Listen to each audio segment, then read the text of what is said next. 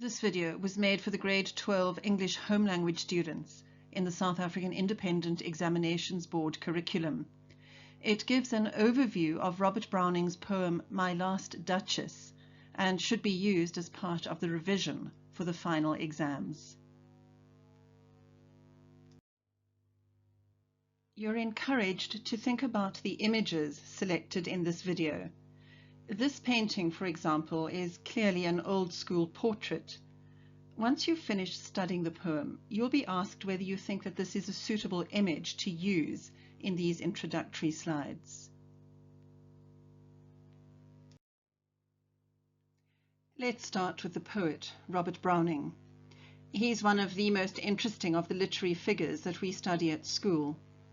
He was born to middle-class parents in London. His father was a bank clerk.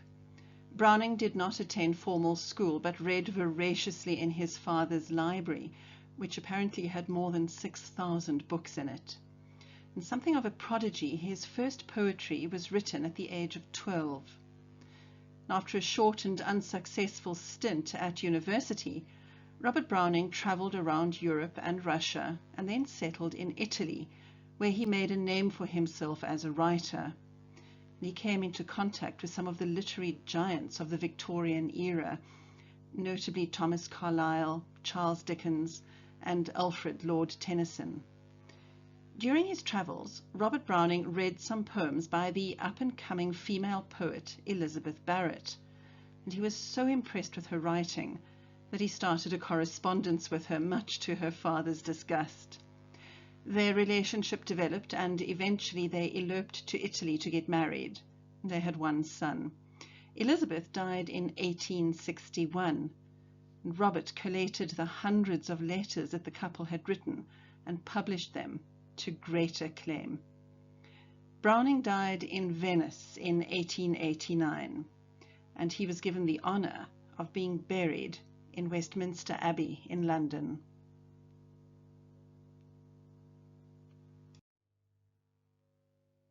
You will have noticed that we study a wide variety of poets in English.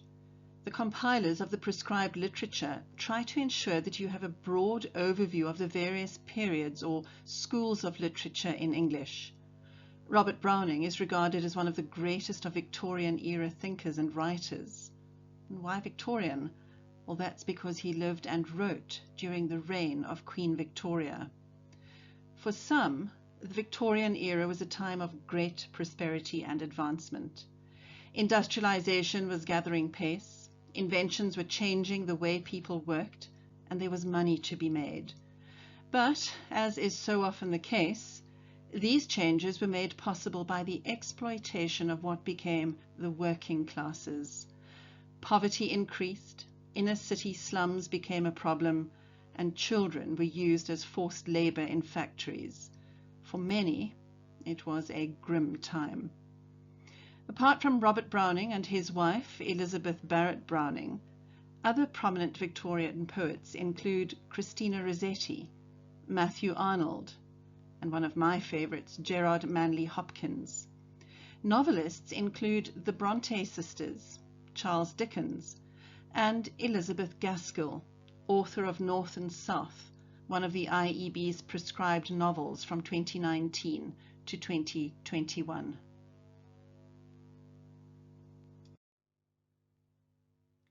While Robert Browning is renowned as a Victorian-era poet, you do need to have some knowledge of the Italian Renaissance to appreciate the nuances of this particular poem.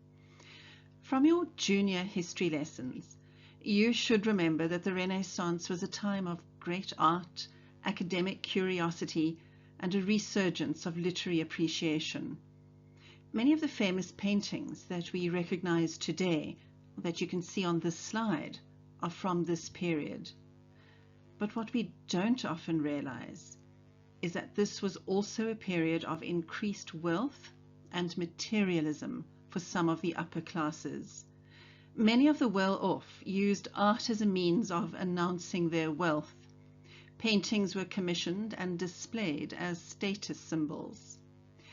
It's also worth noting that the position of women in this society was not equal to that of men. Women who were married to wealthy men did not have much independence. And those of you who have studied Shakespeare's play Romeo and Juliet, which is set in this historical period, will know that this was at the heart of the young lovers' problems. Juliet could not just leave her home to marry Romeo, as her father would not allow it. This acquisition of wealth and the subjugation of women are key themes in this poem.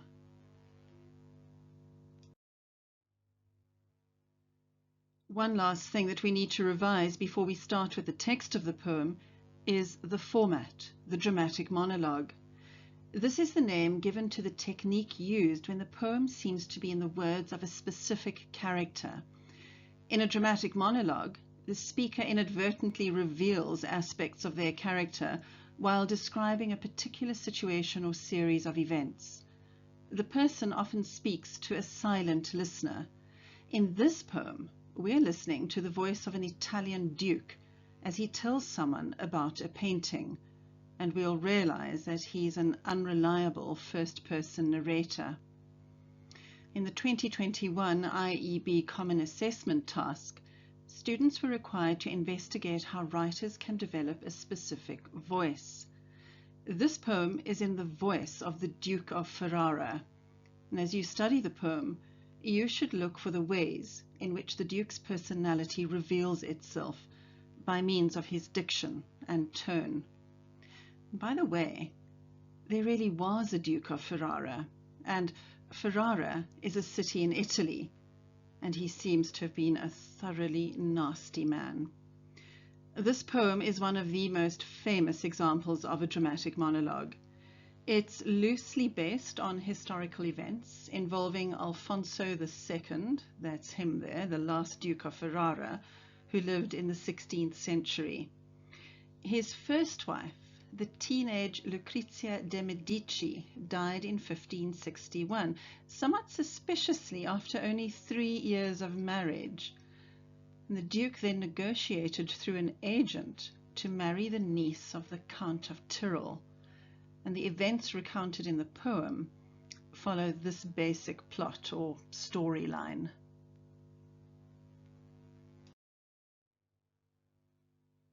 It's also helpful to know the different ranks of nobility. A duke is a pretty important person, higher in ranking than a prince. The Duke of Ferrara was a man with real power and influence.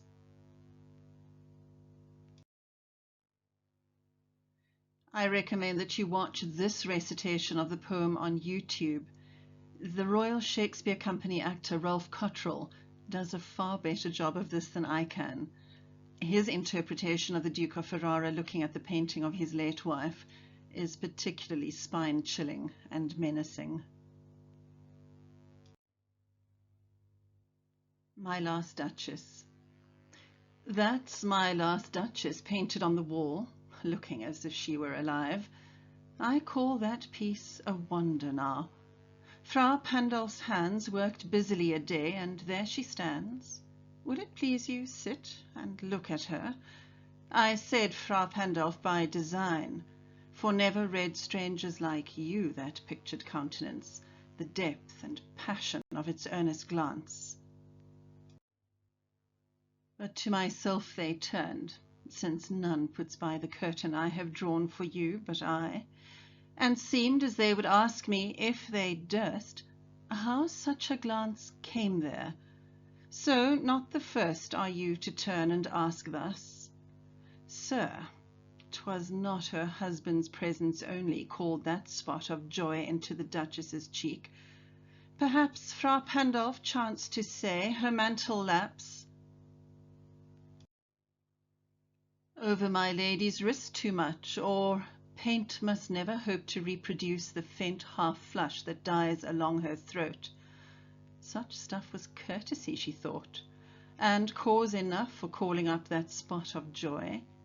She had a heart, how shall I say, too soon made glad, too easily impressed. She liked whatever she looked on, and her looks went everywhere. Sir, 'twas all one. My favour at her breast, the drooping of the daylight in the west, the bough of cherries some officious fool broke in the orchard for her, the white mule she rode with round the terrace, all and each would draw from her alike the approving speech, or blush at least.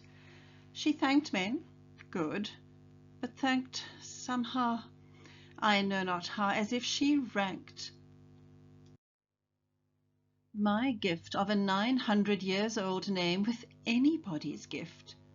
Who'd stoop to blame this sort of trifling, even had you skill in speech, which I have not, to make your will quite clear to such an one, and say, just this or that in you disgusts me, here you miss or there exceed the mark. And if she let herself be lessoned so, nor plainly set her wits to yours, forsooth, and made excuse, even then would be some stooping, and I choose never to stoop. Oh, sir, she smiled, no doubt, whenever I passed her, but who passed without much the same smile? This grew. I gave commands. Then all smiles stopped together. There she stands, as if alive. Will it please you rise? We'll meet the company below then. I repeat, the Count your master's known munificence is ample warrant that no just pretence of mine for dowry will be disallowed, though his fair daughter's self, as I avowed at starting, is my object. Nay, we'll go together down, sir. Notice Neptune, though, taming a seahorse, thought a rarity, which Claus of Innsbruck cast in bronze for me. This poem is a dramatic monologue. The speaker is the widowed Duke of Ferrara, and he's addressing the emissary or messenger of a wealthy count, who is there to assist with the arrangements for another marriage for the Duke. We'll learn in later lines that the Duke draws aside a curtain, behind which is the portrait of his late wife. It's a very theatrical beginning for a very theatrical man. You'll note that the speaker refers to the woman as his Duchess, as though she were a possession, just like the painting. He never mentions her by name. That's my last Duchess, the Duke begins, emphasizing her place in a series of attachments that presumably include a first and a next. We understand that there could have been a few wives in this Duke's life. The Duke notes nostalgically that the painting is so realistic, it looks as if the Duchess is still alive. We shall realize later how menacing and ominous this sounds when we infer what happened to her. The full stop in line 2 indicates a pause, called a caesura. In this instance, it adds to the conversational tone of the poem and focuses our attention on what is to come. The Duke seems to have developed an appreciation of the painting of the Duchess. Only now does he realize what a wonder it is. He tells the emissary the name of the painter, Fra Pandolf. Fra means brother in the religious sense, so we know that the painter was Brother Pandolf, a monk. Fra Pandolf worked on the painting for many days, clearly producing a very lifelike image, a full-length painting. Did you notice the rhyme scheme? The last word of each 2 lines rhyme, AA and BB.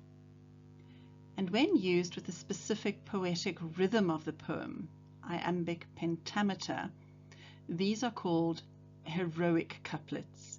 You'll learn more about this when you get to the answer for question 1 later on in this video.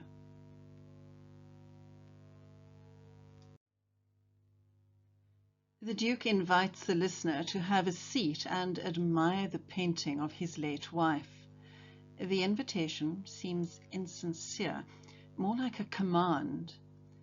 The Duke explains why he mentioned the painter by name, by design, because strangers always examined the painting and seemed as they would ask him how the painter manages to put so much depth and passion into creating this serious and solemn facial expression on the painting, the pictured countenance.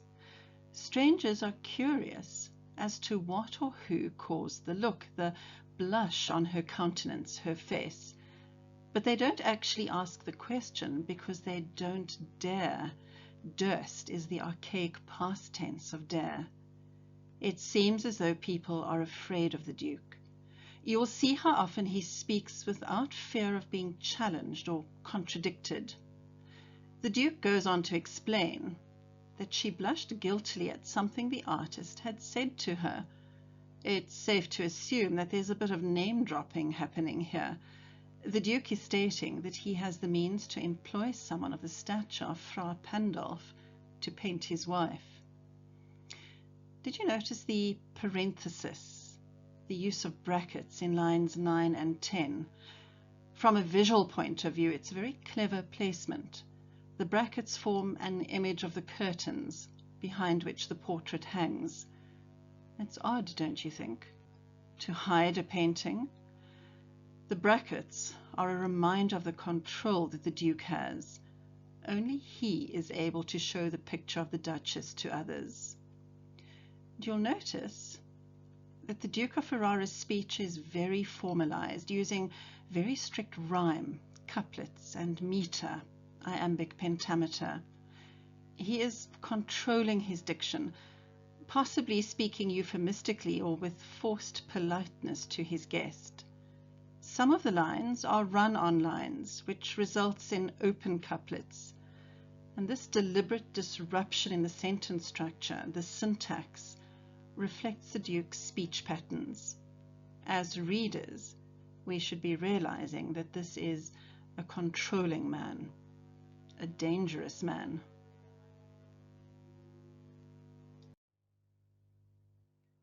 The Duke addresses the listener as Sir, and goes into detail about the Duchess's facial expression.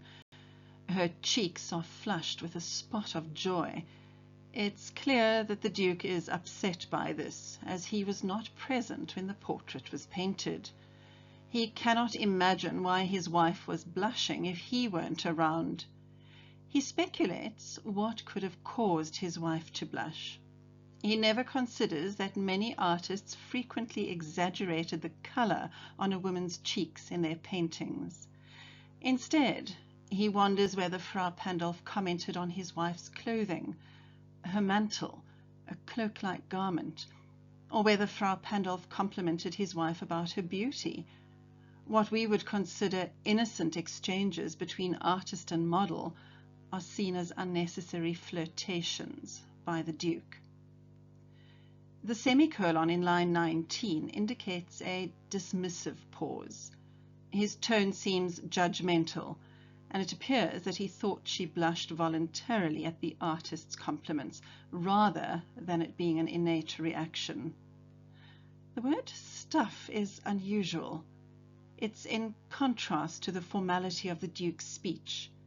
It is perhaps an indication of the Duke's disdain of all the things that seemed to have pleased the Duchess.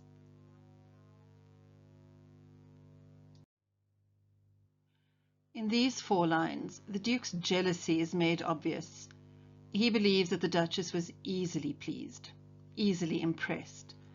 He alleges that she did not only have eyes for him, she liked everything she saw, and her looks went everywhere. With little evidence, the Duke is accusing the Duchess of infidelity. He makes use of innuendo to do this, hinting at her supposed misdemeanors. This obsessiveness also registers in the Duke's fussy attention to his own rhetoric, brought up throughout the poem in the form of interjections marked by dashes, parenthesis, or ellipsis in the text. She had a heart, how shall I say, too soon made glad, the Duke says of his former Duchess, and his indecision as to word choice betrays a tellingly careful attitude towards his speech, his diction. The ellipsis here is used as another form of parenthesis. The Duke makes these dramatic pauses to allude to his wife's supposed infidelity.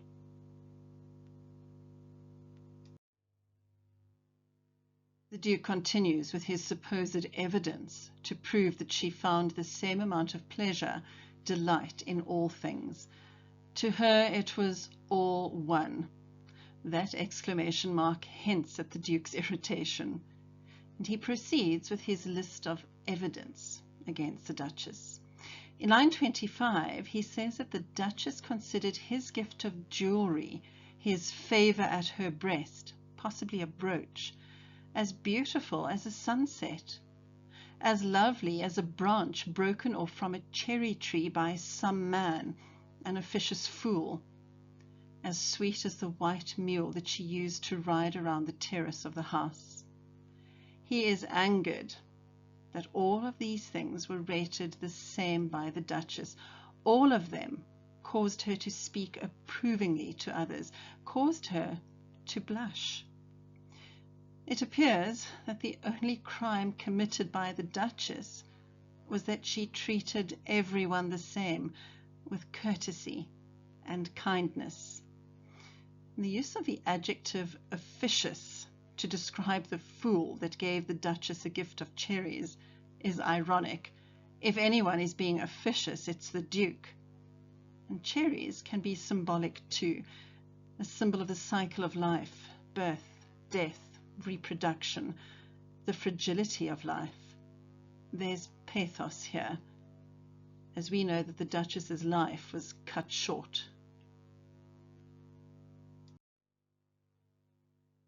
The Duke, rather futilely, says that he did not mind if his wife thanked men for gifts and kindnesses, but he is irked that she treated them in the same way that she treated him, as though his status, his family name, were not appreciated enough by her. His difficulty in expressing his emotions is evident in the use of the punctuation, the dash, and the ellipsis. He's struggling to comprehend her lack of respect, her flightiness, her ingratitude. The Duke believes that he is all that his wife needs. After all, he's wealthy and comes from an ancient family. His family has been in Italy for 900 years. His family tree, his pedigree, he believes, it's impeccable. What more could a woman want? The heart of his problem is his arrogance. He can't believe that his gift could be ranked the same as anybody else's gifts. By marrying him, he believes, his wife is a somebody. She should be eternally grateful for the privilege. I can almost hear the bristling from the girls who are watching this video.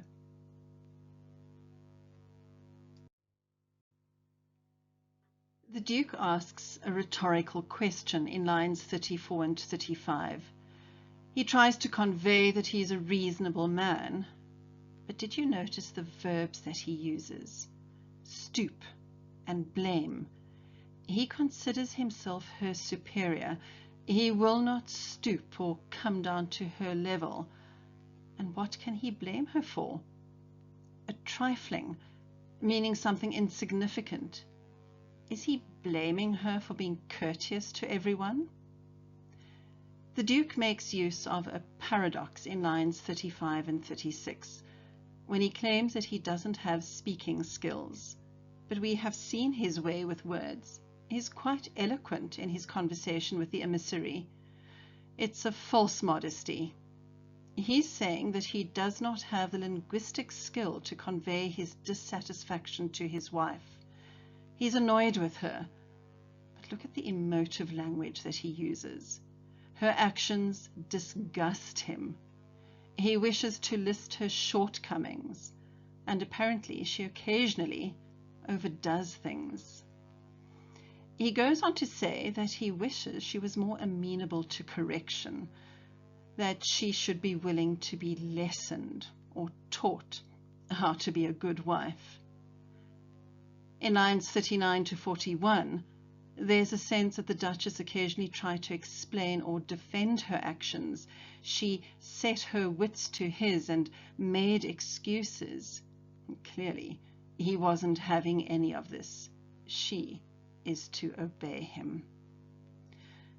The Duke repeats menacingly that he will not stoop to the level of engaging his wife in discussions about her behavior or coming to some sort of compromise. Rather than belittle himself or his spouse through the lowly practice of negotiation, the Duke sacrifices the marriage altogether, treating the Duchess as trifling, as a capital offence.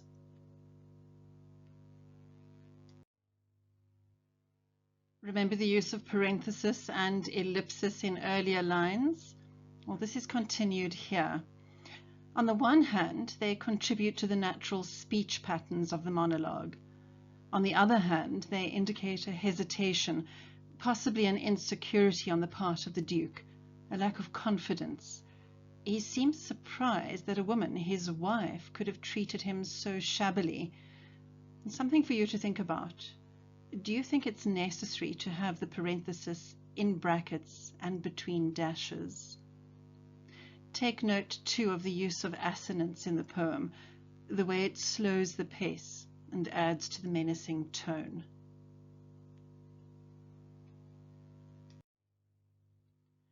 Lines 43 to 45 contain more evidence of the Duke's disappointment with his wife. He acknowledges that she smiled at people, but is insulted that her treatment of him is no different to the treatment that she gives others. He wants a special smile, a unique smile. Now, the Duchess was either unknowing of the Duke's feelings or uncaring, because these smiles, this behavior grew.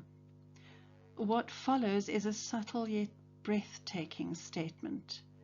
The Duke says that he gave commands, and as a result, all of the Duchess's smiles stopped together.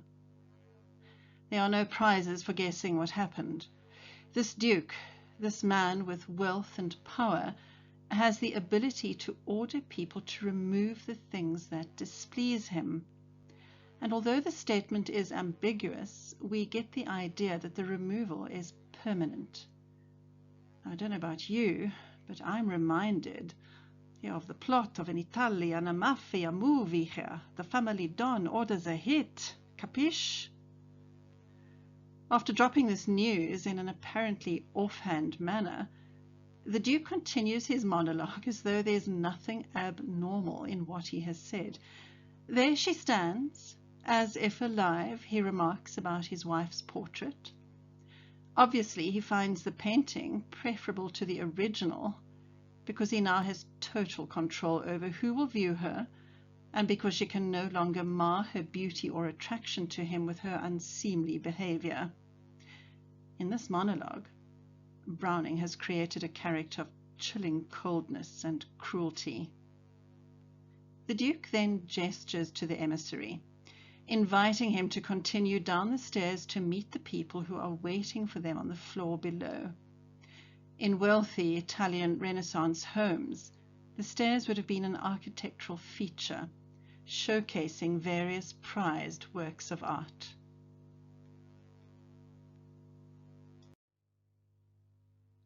It is here that the listener's identity is revealed.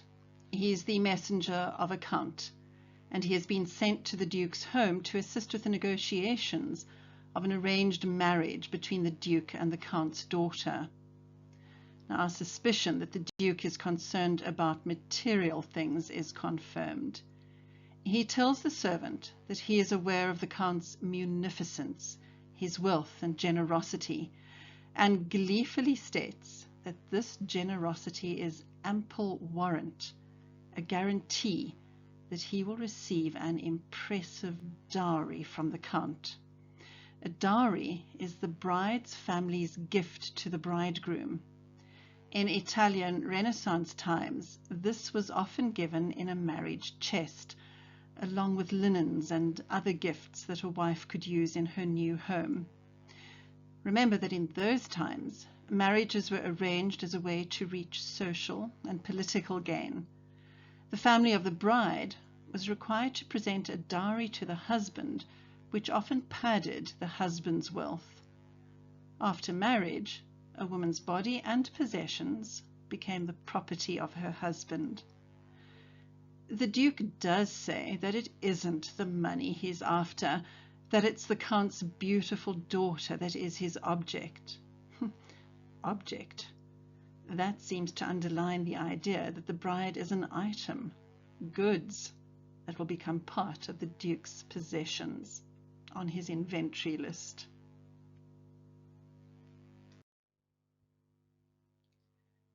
The Duke exhorts the servant to continue down the stairs to the meeting below. And when he says, "Nay, we'll go down together, sir," I get the idea that the messenger forgot his place and preceded the Duke down the stairs. The Duke slows him and says, you don't walk ahead of me, we'll walk down together. As they descend, he points out another of his prized possessions, a statue of Neptune, the god of the sea, taming a seahorse. Now here's another sinister revelation from the Duke. He admires artworks that show a man or a god taming something. He's not very subtle about his powers, is he? And he name drops again, this time saying that the sculptor Claus of Innsbruck cast the statue in bronze for him. This is an example of framing. The poem begins and ends with the Duke displaying his precious possessions, highlighting to us his materialism and his worship of objects. Incidentally, the actual count on which the story is based was the Count of Tyrol, where Innsbruck is the seat of local government. The Duke has done his homework and is possibly trying to flatter the Count with evidence of valuable artworks from his region. On the surface, the monologue is a thinly veiled warning. The Duke makes a show of his authority even as he lets out some of the rather embarrassing details surrounding his failed marriage. The development of the Duchess's seeming disrespect is cut short by the Duke's commands, almost certainly orders, to have her quietly murdered. In the context of a meeting with the envoy of a prospective Duchess, the Duke's confession cannot but convey a threat, a firm declaration of his intolerance toward all but the most respectful behavior. The poem could be interpreted as a social commentary on the ideal man living in the Renaissance period in the 16th century. Like many noblemen, the Duke collects art, considered to be the epitome of a true gentleman. However, his reasons for doing so are portrayed as superficial, and this implies that he has questionable values and morals, proving that he might well be capable of murder.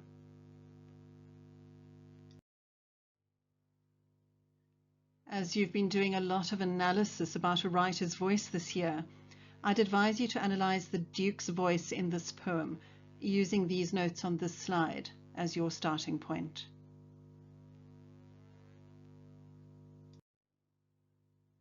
Here's that portrait again. Do you think it captures the description given by the Duke? Do you think that the wife was flirtatious with men, or was she just a very kind and courteous woman who smiled at everyone she saw? Was she submissive and quiet as a result of the domination by her husband? Can a painting convey any of this information? What do you think? And what of the artist, Frau Pandolf? Would you have preferred an image of the entire scene that seemed to enrage the Duke? Or would you have preferred something like this, a more literal interpretation of the Duke's personality and assumed actions?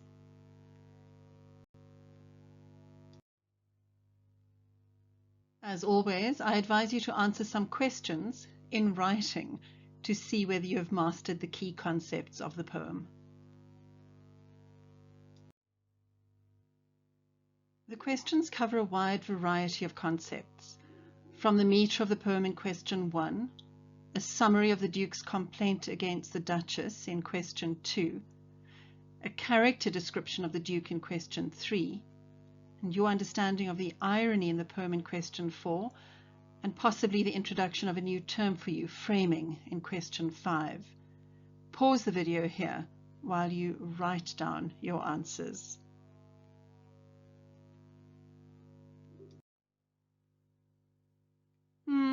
I didn't really think that you were going to do the writing. So let's get to the answers, shall we?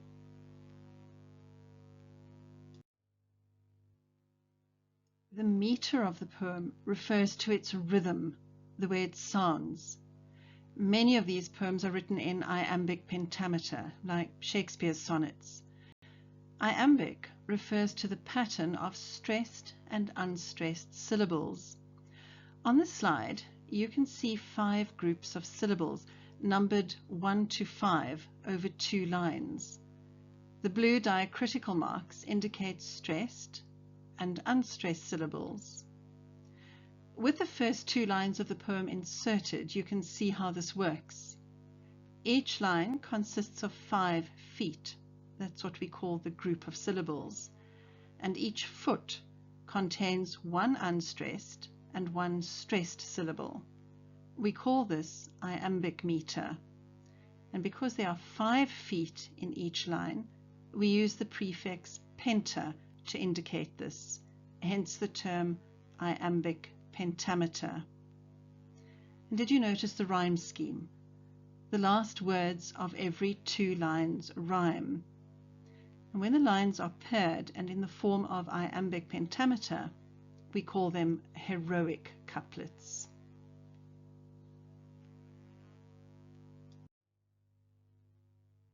This question focuses on the perceived misconduct of the Duchess, what the Duke thinks he saw or heard.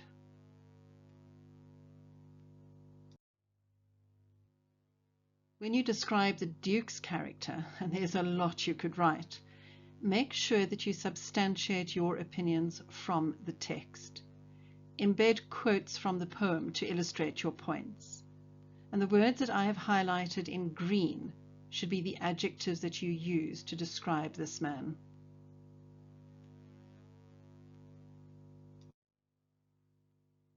There are 2 ways of interpreting the irony in the Duke's behavior. Either of these answers would be correct, as long as you provide the textual evidence.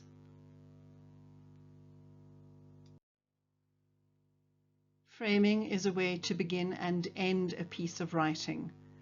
The Duke begins the monologue with a description of the painting and ends it with a description of a statue. This implies that the Duke is only interested in his possessions, thereby developing the theme of the poem.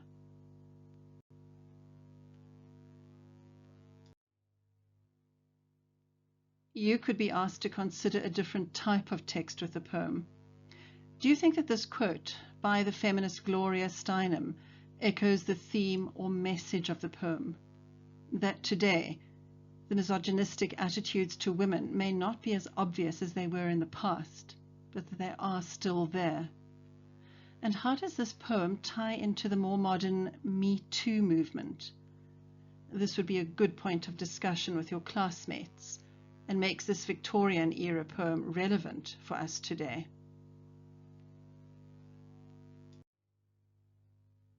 You should always expect to compare a seen poem with an unseen poem. This time I have selected 2 options for you. One, another poem by Robert Browning, and the other, the lyrics of a song to use as a comparison.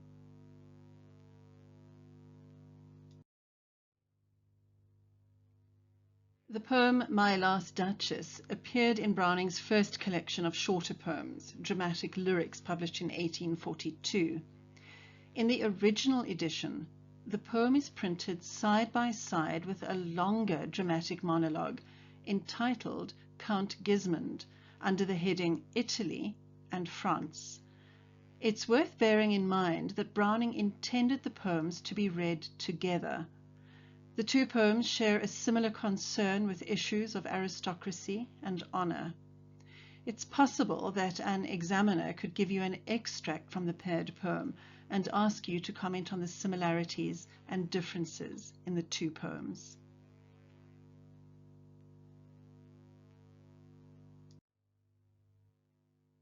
Listen carefully to the lyrics of Christa Berg's song The Painter from his groundbreaking 1975 album Spanish Train. What similarities are there between The Painter and My Last Duchess, and what are the differences? And some trivia for you. The title song of this album, Spanish Train, was banned in South Africa by the apartheid regime. The album is considered a collector's item. The original vinyl albums are extremely rare to find, so go and have a scratch in your parents' record collection. This one will be worth quite a lot.